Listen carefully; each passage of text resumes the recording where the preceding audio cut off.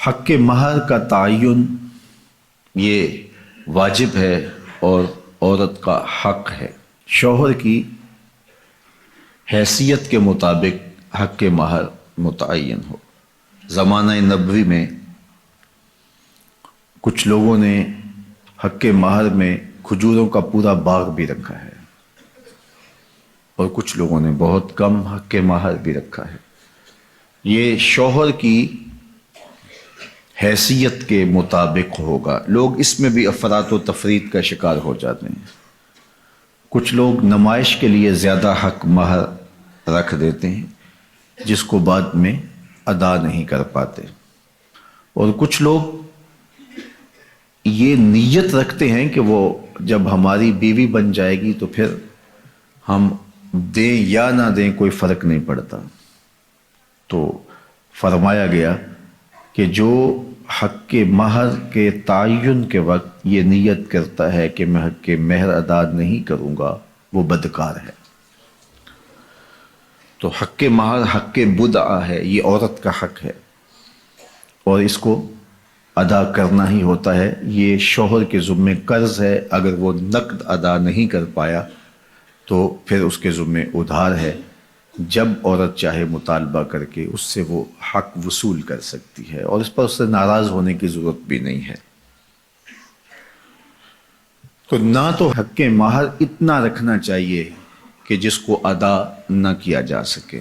دوسرا اس کا رخ یہ ہے کہ کم سے کم حق مہر رکھا جاتا ہے۔ آج کل وہ کہتے ہیں لکھو جی شرعی لکھ لو۔ شرعی کتنا ہوتا ہے؟ کسی زمانے میں 32 روپے 10 آنے کہتے تھے اور آج کہتے ہیں 5000 روپے لکھ لیں جی۔ اچھا بیٹی والا بیچارہ بولتا نہیں، وہ مسئلہ شرعی جانتا بھی ہو تو پھر بھی نہیں بولتا، وہ ڈرتا ہے کہ یہ میری بیٹی کے سامنے نہ آئے۔ تو یہ زیادتی نہیں ہے؟ آپ کا بچہ سکول کالج میں پڑھتا ہو تو 5000 روپے تو اس کو آپ دیں، تو وہ ایک مہینے کا خرچہ 5000 روپے نہیں لیتا،